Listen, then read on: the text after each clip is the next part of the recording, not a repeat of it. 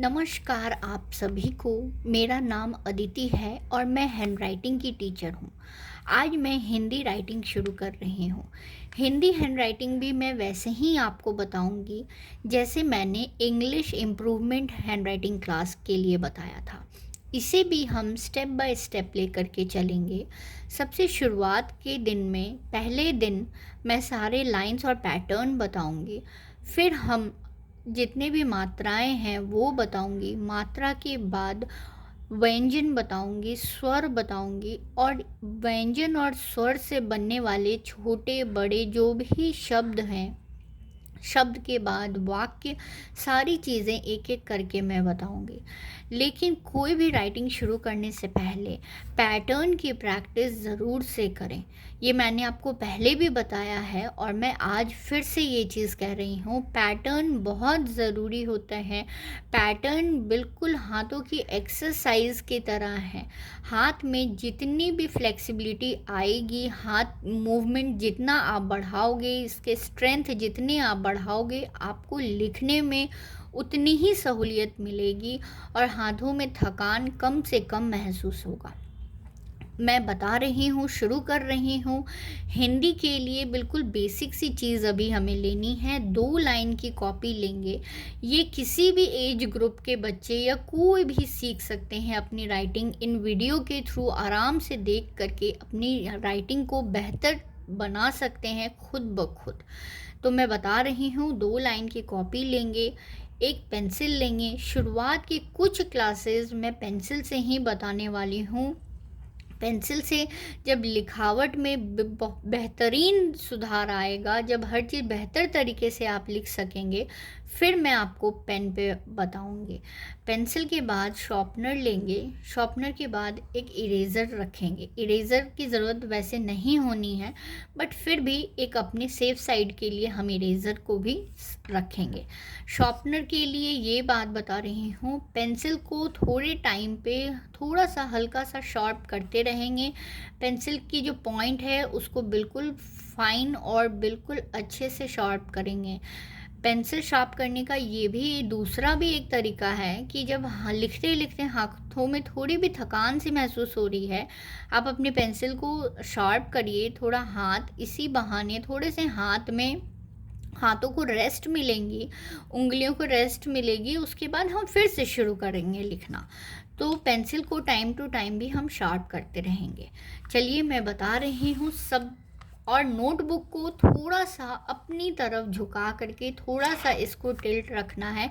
बिल्कुल सीधी नोटबुक पे राइटिंग नहीं करनी है। थोड़ा सा इसको अपनी तरफ, जितना आपको लगे कि आप इतने में अब लिख सकते हैं, इतना आपको अपने डायरेक्शन में अपनी तरफ नोटबुक को थोड़ा सा झुका करके रखना है। सबसे पहले सारे पैटर्न्स बताती हूँ मैं।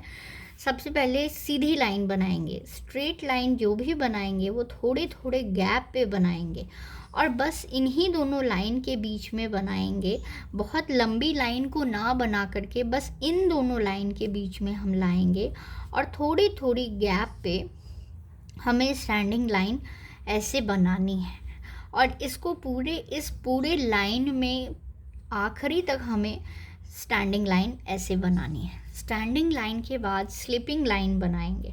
स्लीपिंग लाइन भी इसलिए ज़रूरी है कि जब हिंदी में जब हम कोई भी अक्षर लिखते हैं, उसके बाद जब हम उसको कंप्लीट करने के लिए जब ऊपर हम शीर्ष रेखा लगाते हैं, तो हमें ये स्लीपिंग लाइन बहुत अच्छे से आनी चाहिए ताकि जो भी हम लिखें उसमें हमें एक बेहतर रिज़ल्ट और अच्छा परफेक्शन दिखे। स्लिपिंग लाइन की प्रैक्टिस आप करें। लाइन को थोड़ा खींच खींच के बनाइए, थोड़ा स्ट्रेच करके बनाइए और बीच में गैप रखते हुए एक लाइन से दूसरी लाइन की शुरुआत करेंगे। स्लिपिंग लाइन के बाद स्लैंट बनाएंगे। स्लैंट बहुत ज़्यादा स्लैंट नहीं, लेकिन हाँ इतना ज़रूर कि सीधी लाइन और टेढ़ी लाइन का फ़र्क हमें साफ पता चले। स्लैंट लाइन बनाएंगे। बस इन्हीं दोनों लाइनों के बीच हम लाइन को अपने स्लैंट बनाएंगे। सारे लाइन में थोड़ा गैप ज़रूर दीजिएगा ताकि हमें ये पता चल सके कि लाइन जो है वो सारे अलग अलग हैं।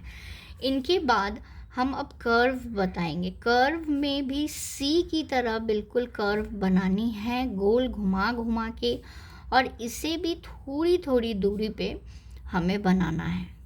कर्व इसलिए भी ज़रूरी है कि बहुत सारे अक्षर में थोड़ी झुका करके, थोड़ी घुमा करके जो अक्षर हमें लिखने होते हैं, उसमें हमें कर्व के वजह से अच्छा लिखने का आदत, एक बढ़िया हैबिट बनता है। इस कर्व को अब उल्टे तरफ से भी हम लिखेंगे तो इस तरीके से हम बनाएंगे। और ये चीज़ मैं बोलूँगी, अगर कोई भी कर्व थोड़े छोटे या बड़े बन रहे हैं, कोई बात नहीं, आप धीरे धीरे प्रैक्टिस करें। प्रैक्टिस करते करते इन चीज़ों में भी परफेक्शन आ जाएगी। लेकिन एकदम आराम आराम से हमें लिखना है, किसी बात के लिए कोई हड़बड़ी नहीं, बिल्कुल टाइम दे करके अच्छे से प्रैक्टिस करेंगे। इसके बाद अब हम जिग जैग कर रहे हैं, नीचे से ऊपर, नीचे से ऊपर, फिर नीचे, फिर ऊपर, फिर नीचे, फिर ऊपर, फिर नीचे, फिर ऊपर, फिर नीचे, फिर ऊपर, फिर नीचे, फिर ऊपर, फिर नीचे। ये देखिए आप, मैं ये भी बताऊंगी, जो भी पैटर्न की शुरुआत करें ना, उसे बीच में ब्रेक ना करें, उसे बनाते ही चले जाएं। अगर छोटे बड़े भी बन रहे हैं कोई बात नहीं, पर पैटर्न को ब्रेक बिल्कुल ना करें, और ना ही अपने पेन या पेंसिल को बीच में उठाएं। जो पैटर्न आपने शुरू करी है, अगर यहाँ से शुरू करिए, कोशिश करिए बिल्कुल यहाँ तक उसको ख़त्म करने का। आगे भी पैटर्न बता रही हूँ। ये नीचे से लाते हुए अंदर गोल घुमाएंगे, फिर वापस गोल घुमाते हुए इसी तरीके से गोल गोल गोल, थोड़ी धीरे धीरे हाथ को ना आगे की तरफ बढ़ाते भी चले जाएंगे बिना हाथ को उठाए।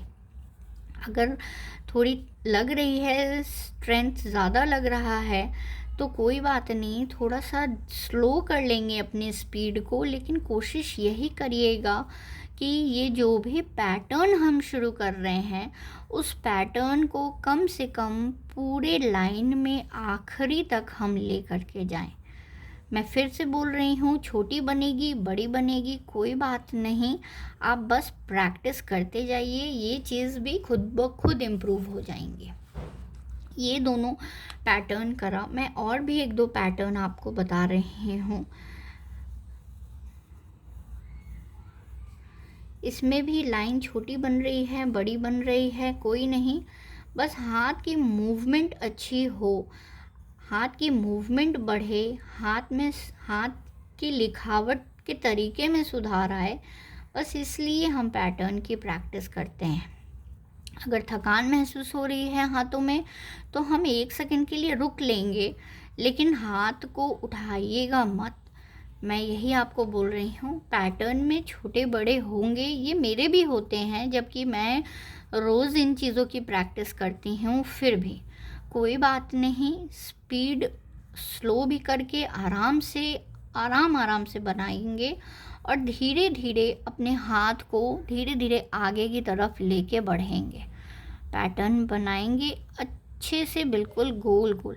और ये भी बताऊंगी, जो भी पैटर्न आपने शुरू करी ना, उसी पैटर्न को पूरे लाइन तक लेकर के जाएंगे। बीच में कोई दूसरे पैटर्न या कोई दूसरे तरीके की लाइन बीच में मत बनाइएगा, मैं यही बोलूँगी। अब ये कर्व जो बनाया, इस कर्व को अब हम ऊपर नीचे की तरफ से भी कर्व बना सकते हैं, ऐसे आप देख रहे हैं, यू की तरह। आपकी मर्ज़ी है, आप इसे छोटा भी बनाइए या बड़ा बड़ा भी बनाइए, लेकिन इन्हीं दोनों लाइन के बीच में ही बनाइएगा। इसको आराम से थोड़े थोड़े गैप पे इसको बनाएंगे, और इसी का उल्टा फिर नीचे ऊपर से नीचे की तरफ घुमाते हुए ऐसे लाएंगे यू की तरह। ये भी थोड़े थोड़े दूर पे, थोड़े थोड़े गैप पे आराम से हम गोल गोल घुमाते घुमाते बनाएंगे। बिल्कुल आप हड़बड़ाइएगा नहीं, आराम से करिए, थोड़ा टाइम दीजिए, चीज़ें बेहतर होंगी, बट उसके लिए आपको थोड़ा टाइम तो निकालना ही है।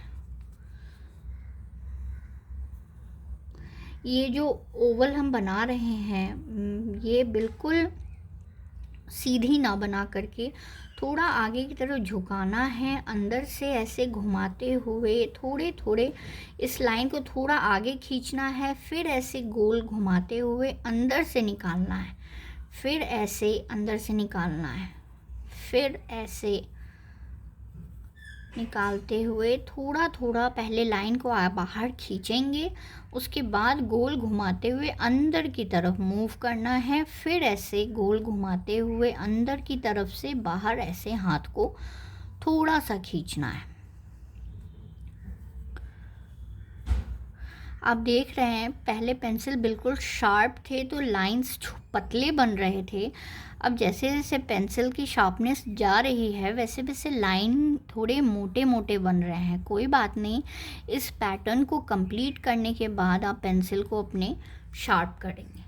पेंसिल को शार्प करेंगे उसके बाद फिर से अगर आपको एक पेज और प्रैक्टिस करनी है तो आप लाइन की पैटर्न की प्रैक्टिस करेंगे। इसके बाद आज दिन पहला मैंने आपको सिर्फ लाइंस और पैटर्न्स बताए हैं। दूसरे दिन जब दिन दूसरा होगा तब मैं आपको मात्राएं बताऊंगी कि कितने किस्म के मात्राएं होते हैं और मात्राएं लिखने के तरीके कैसे होते हैं। मात्राओं के बाद फिर हम सारे व्यंजन, स्वर, इन चीज़ों पे आएंगे। व्यंजन स्वर में थोड़ा टाइम लगता है क्योंकि एक एक अक्षर को किस तरीके से बना के लिखना है, किसको कितना बड़ा बनना है, कितना घुमा घुमा के लिखना है, उनकी मोटाई लंबाई कितनी रखनी है, इन चीज़ों को भी मैं बिल्कुल डिटेल में आपको बताऊंगी। चीज़ों को आराम से देखेंगे, समझेंगे। कोई भी डाउट हो, मैं आपको पहले भी बोली हूँ, कोई भी डाउट हो प्लीज़ आप मुझसे कमेंट सेक्शन में सवाल करिए, मैं आपके सारे डाउट्स क्लियर करूँगी। और वीडियो को बिल्कुल पेशेंसली आराम से देख के समझें।